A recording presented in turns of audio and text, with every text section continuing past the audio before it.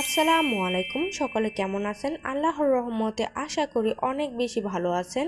আজ কোনো রেসিপি নিয়ে আসিনি, টাইটেল দেখে বুঝে গেছেন। আজ দেখাবো আদা রসুন বাটা সংরক্ষণ করার পদ্ধতি। এভাবে আদা রসুন বাটা সংরক্ষণ করলে দীর্ঘদিন গন্ধ ভালো থাকে। প্রথম দিন আদা রসুন বাটলে যেরকম ফ্লেভার আসে ওরকমই ফ্লেভার থাকে, গন্ধ ঠিক থাকে।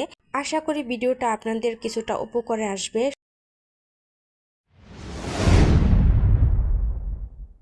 প্রথমে আমি আদা রসুনগুলোকে কেটে নিয়েছি। এখানে আমি আদা রসুনের পরিমাণ দিয়েছি।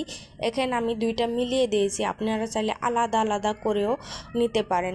তো আমি এভাবে আদা রসুনটাকে ভালোভাবে ধুয়ে নেব, যাতে কোনো বালু বালু ভাব না থাকে, কিসকিস যাতে না করে। তো যতটা ভালোভাবে ধোয়া সম্ভব আমি কয়েকবার পানি বদলিয়ে এটাকে আমি ধুয়ে নেব। তো আমি ধুয়ে নিয়েছি, এখন আমি এটার পানিটাকে ফেলে দেব। আমি খুব সহজভাবে দেখিয়ে দেওয়ার চেষ্টা করেছি। আশা করি ভিডিওটা আপনাদের কিছুটা হলেও উপকারে আসবে। চাইলে একবার এভাবে করতে পারেন। তো আমার ভালোভাবে ধুয়ে নেওয়া হয়ে গেছে। এবার আমি একটা ব্লেন্ডার জগে আদা রসুনটাকে দিয়ে দেব।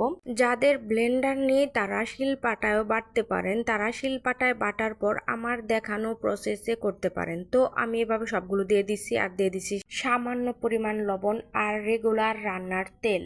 অবশ্যই এই দুইটা দেওয়ার চেষ্টা করবেন, এই দুইটাতেই আপনার দীর্ঘদিন গন্ধটা ঠিক রাখবে। আর দিব সামান্য পরিমাণ পানি।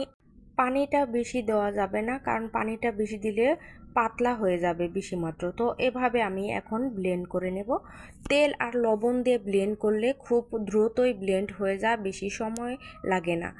আর যারা শিলপাটায় বাটবেন তারা বাটার পর লবণ আর তেল মিশিয়ে তারপরে ডিপ ফ্রিজে রেখে দেবেন। এখন আমার আদা রসুন পেস্ট করা শেষ। এখন আমি একটা বাটিতে রেখে দেব।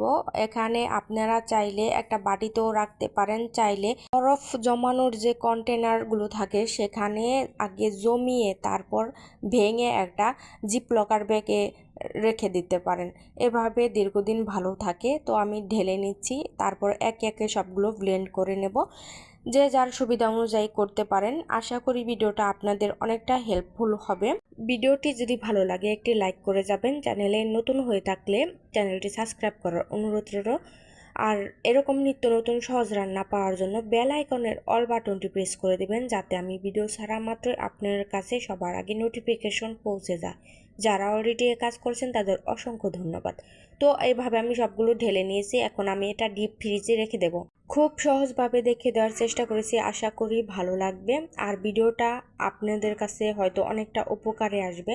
চাইলে একবার এভাবে রেখে দিতে পারেন। যারা এতক্ষণ ধৈর্য ধরে ভিডিওটি দেখেছেন তাদের অসংখ্য ধন্যবাদ। সকলে অনেক বেশি ভালো থাকবেন, সুস্থ থাকবেন। আল্লাহ হাফেজ।